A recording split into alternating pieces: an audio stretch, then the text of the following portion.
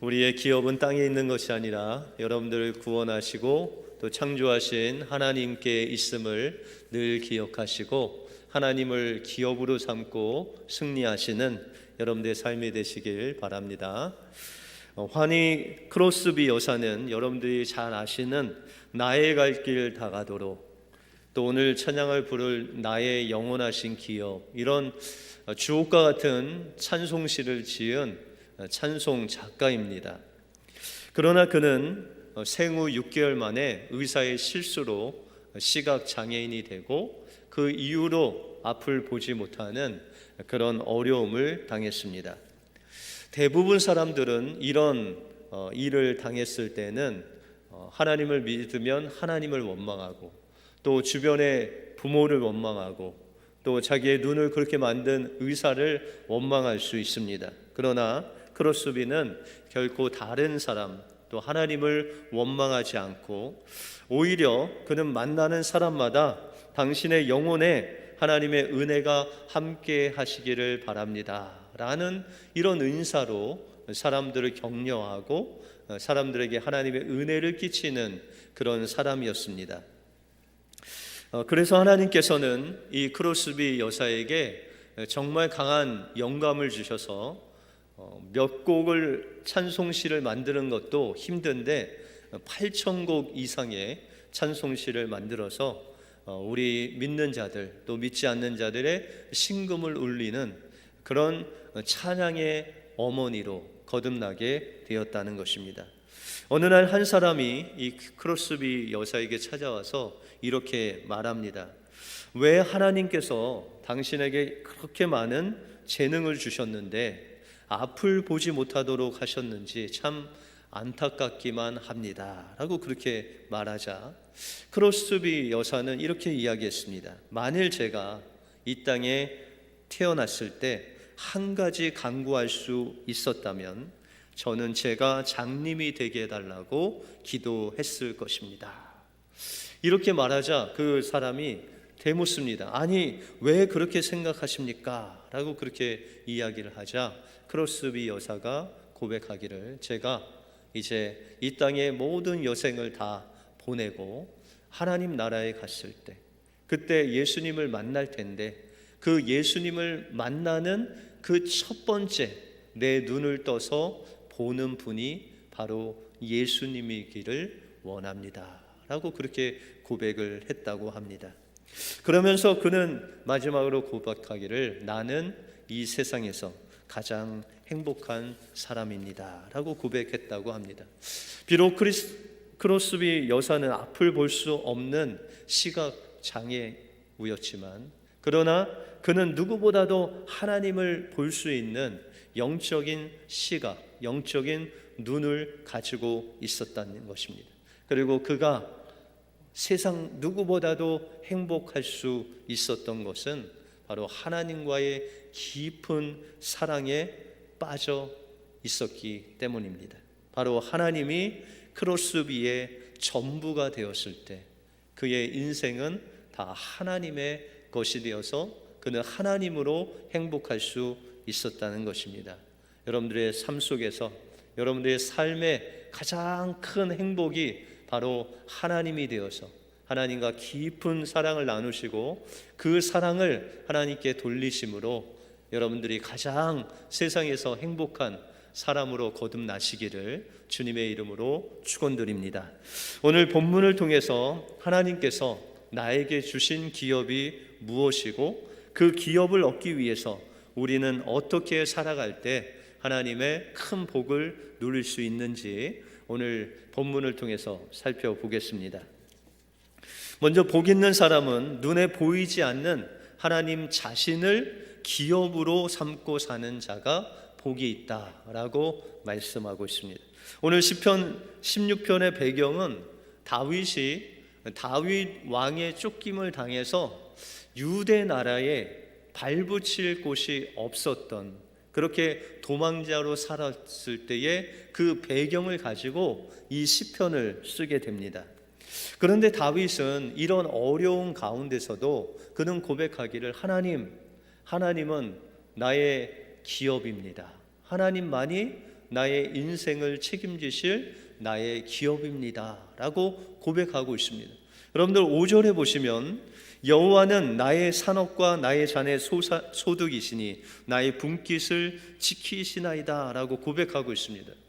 이 구절을 조금 우리가 더 우리 마음에 와닿게 보려면은 세번역 성경으로 우리가 한번 보겠습니다. 이 5절을 세번역 성경으로 주님이야말로 내가 받을 유산의 몫입니다. 주께서는 나의 필요한 모든 복을 내려주십니다. 나의 미래는 주님이 책임지십니다 라고 고백하고 있다는 거예요. 여러분들, 다윗에게 하나님께서 복을 주시고 또한 기업을 주셨는데 지금 그 상태는 그가 발붙일 한 평의 땅도 없는, 정말 도망자로서 조금 있으면 사울에게 잡히면 죽을 수밖에 없는 그런 생명이 왔다 갔다 하는 그런 어려움 속에 처해 있다는 것입니다.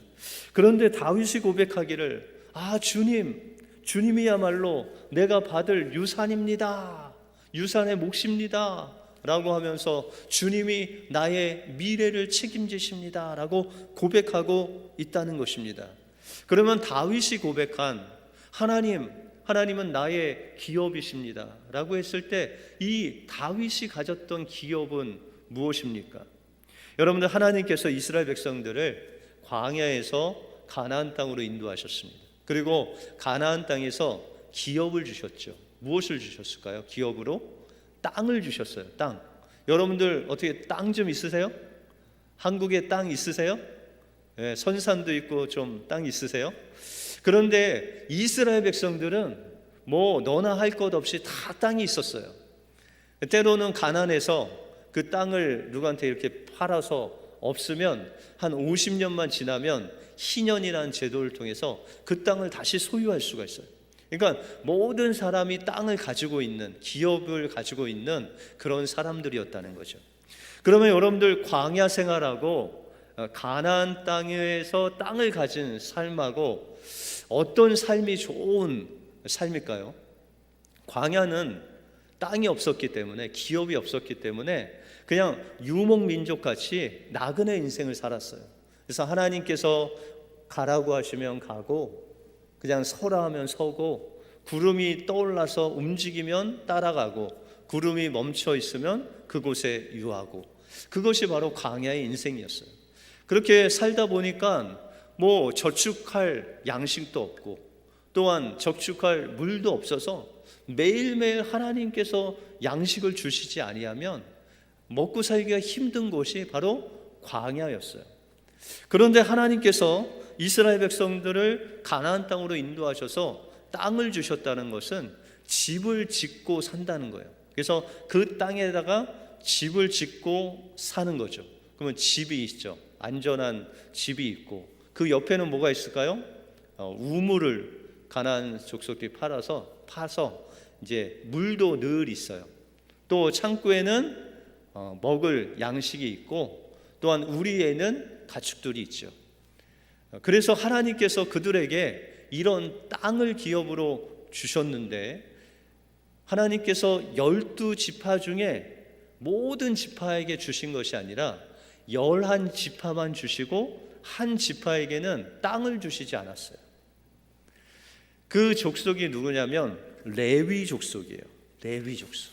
그러니까 이 레위 족속은 땅도 없고 그냥 그 지파 중에서 그냥 조그만 땅을 이 레위인들에게 그냥 내어주셔서 거기에 그냥 잠시 살게 하고, 뭐 가축을 기를 수도 없고 또한 농사를 지을 수도 없고, 왜냐하면 제사장으로서 늘 그 성막에서 하나님께 제사를 드리는 일을 했다는 것입니다.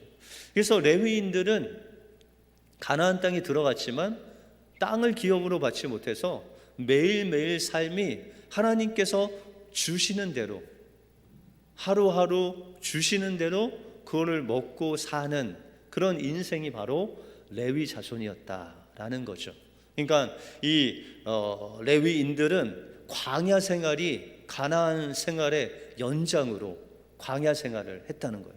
매일매일 하나님 의지하지 않으면 먹고 살기가 힘들고 또한 안전하지 않고 늘 하나님만을 의지하고 살아온 인생이 바로 레위의 인생이었다. 그런데 하나님께서 이 레위 자손에게 이스라엘 11지파에게 주시지 않은 기업이 있었어요.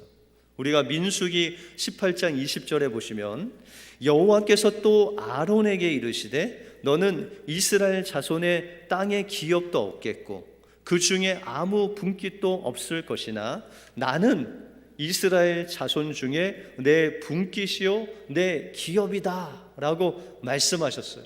여러분들, 레위 자손의 분깃은 누구라고요? 여호와 하나님이시래요. 여러분들, 그 하나님이 모든 지파에게 땅을 주시고 기업을 주셨는데 레위에게는 주시지 않았어요. 그러나 기업을 주셨는데 뭘 주셨다고요? 하나님 자신을 주셨다는 거예요. 그러면은 이 영적인 레위 지파의 기업은 누구세요? 하나님이신 거예요. 그러니까 이 11지파가 가졌던 그 땅, 집, 우물 이것보다도 영원한 집 되시고 영원한 우물 되신 하나님이 레위 자손의 기업이다라고 말씀하고 있습니다. 그러면 여러분들은 11지파에 속한 사람들이에요? 아니면 레위 지파에 속한 사람들이에요? 목사님, 저는 유대인이 아닌데 무슨 레위 지파, 무슨 지파를 얘기하십니까? 그런데 여러분들 베드로전서에 보시면 여러분들 이렇게 뭐라고 그랬죠? 여러분들은 왕 같은 제사장이다. 그러면 여러분들 레위 자손 아니에요? 영적인 레위 자손이라는 거예요.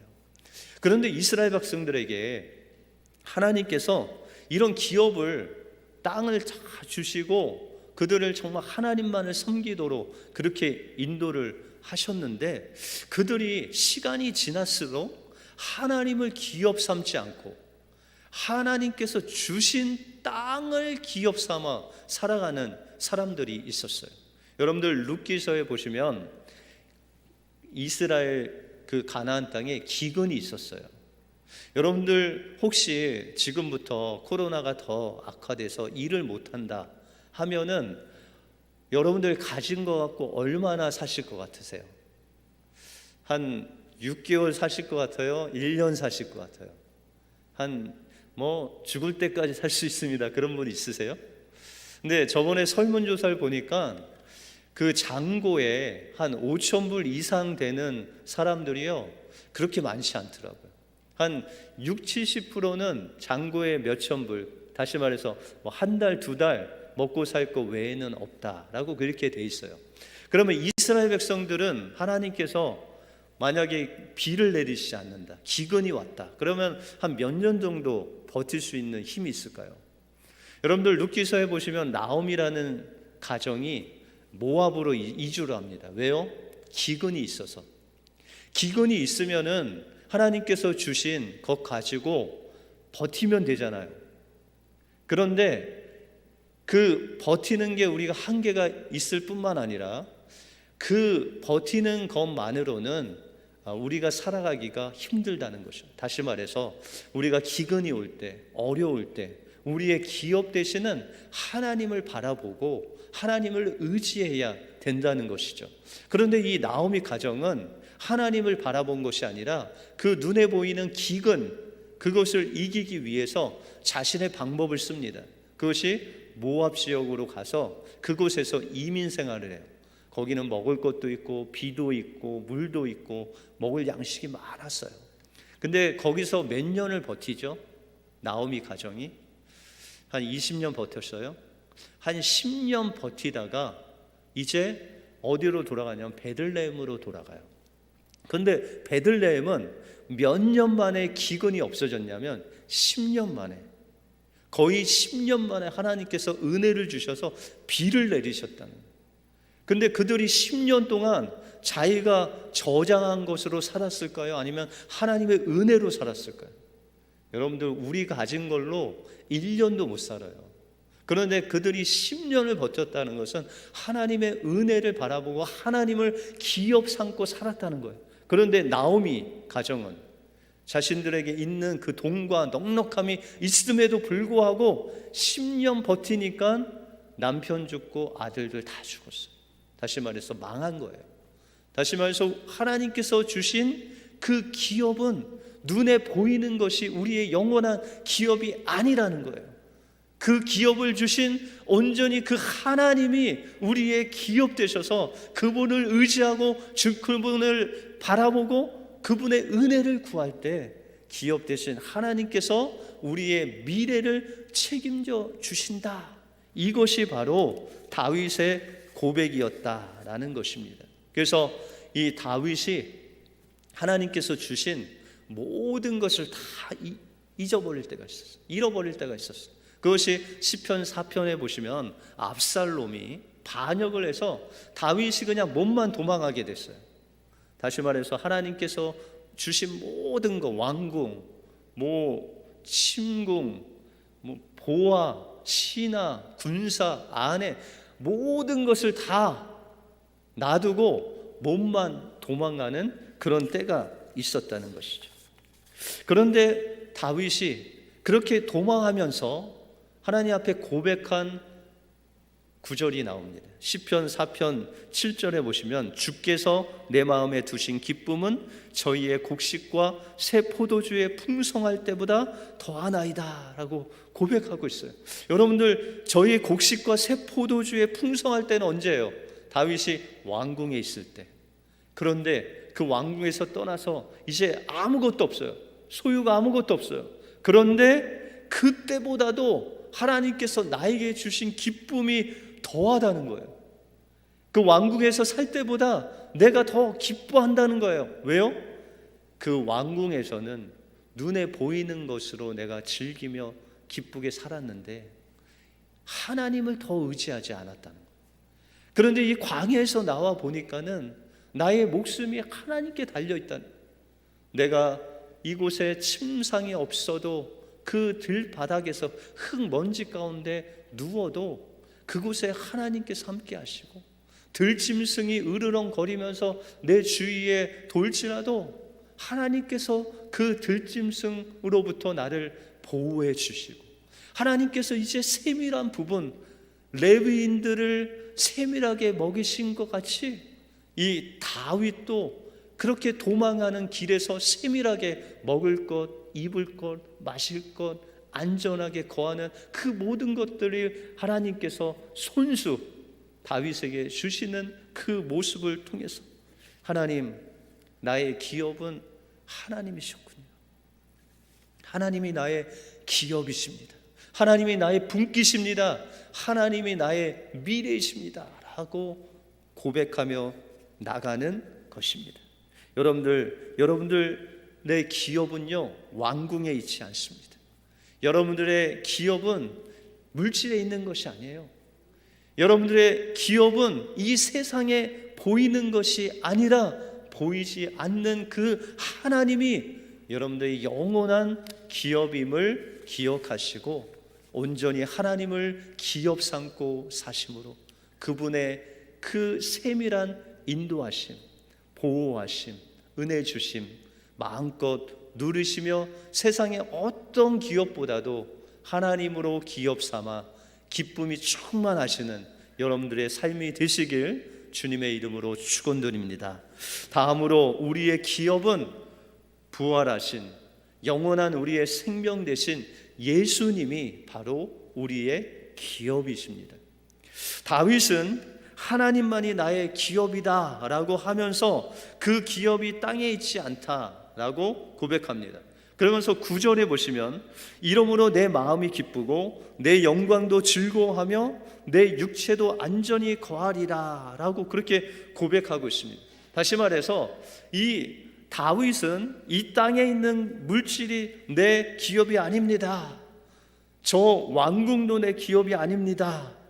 또한 내 기업은 하나님께서 나에게 주시는 기쁨, 하나님께서 나에게 주시는 그 안전함, 그 평안함, 주님이 나와 함께 있는 것이 바로 진정한 기업입니다 라고 고백하면서 여러분들 10절에 보시면 이는 내 영혼을 음부에 버리지 아니하시며 주의 거룩한 자로 썩지 않게 하실 것이미로다 라고 고백하고 있어요. 여러분들, 다윗이 그가 자신의 영혼을 지옥에 보내지 아니하시는 그 하나님을 바라봤어요. 지옥과 같은 지금 도망하고 있는 그 상황 속에서도 하나님께서 내 영혼을 지옥에 보내지 아니하시고 그 주의 거룩한 자를 통해서 썩지 않게 하시리로다. 여기서 썩지 않게 하시는 것은 부활의 생명을 나에게 주셨다는 거예요.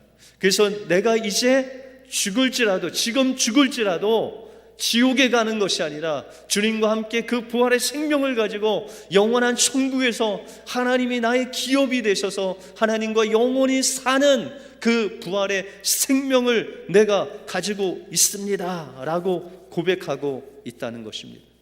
여러분들, 누가복음 19장에 보시면 삭개오가 나오죠.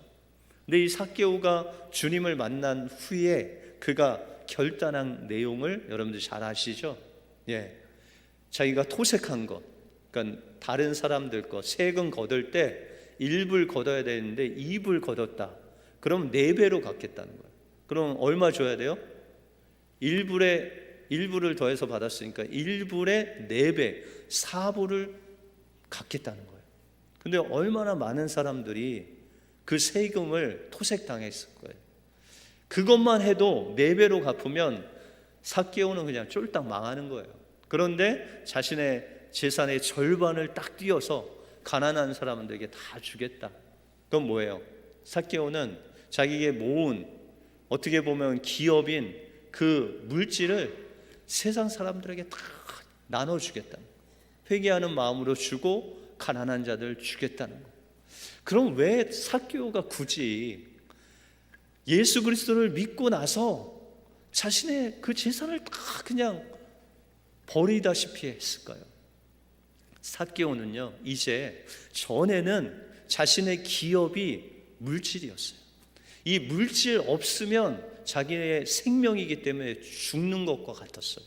그런데 그는 그래서 남들이 비난하고 매국노라고 하고 손가락질하고 욕해도 그는 꿋꿋이 살았어요. 왜요? 자신의 기업인 돈이 있었기 때문에. 그런데 예수님을 만나고 나니까 기업이, 그게 기업이 아니었다. 무엇이 기업이에요? 예수 그리스도를 믿음으로 영원한 생명 되신 예수 그리스도가 삭개오의 영원한 기업이 된 거예요. 그래서 선포하는 거예요. 이제 하나님, 나의 기업은 내가 모은 이 돈이 아닙니다. 이것은 내가 토색한 거 다 돌려주겠습니다. 가난한 자들에게 다 주겠습니다. 이제 나의 삶의 기업은 나를 구원하신 예수 그리스도 한 분이십니다 라고 하고 그 모든 것들을 다 돌려주었다는 것입니다. 여러분들의 기업은 여러분들이 가지고 있는 것이 아닙니다. 여러분들이 가장 이 세상에서 중요시 여기는 눈에 보이는 것도 아닙니다. 여러분들의 기업은 여러분들 죄 가운데서 죽을 수밖에 없는 여러분들 살리시기 위해서 핏값 주고 여러분들 사신, 여러분들을 하나님의 기업으로 삼으시기 위해서 핏값 주고 사신 그 하나님이 여러분들의 영원한 기업이고, 그 기업이 바로 예수 그리스도를 통해서 여러분들에게 주신 영원한 생명, 그것이 여러분들의 영원한 기업이다라는 것입니다.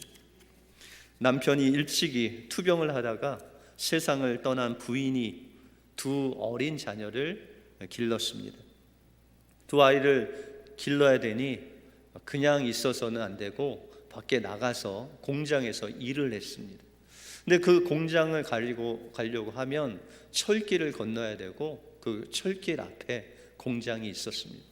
그래서 이 여인은 늘 어린 아이를 한 명은 업고 한 명은 안고 그 공장의 철길을 넘어서 공장에 들어가서 공장의 조그마한 그 방에다가 아이 2명을 내려놓고 그 다음에 일을 하고 퇴근하면 또 어린아이 업고 또 어린아이 안고 집에 가서 또 생활을 하고 그렇게 살았습니다.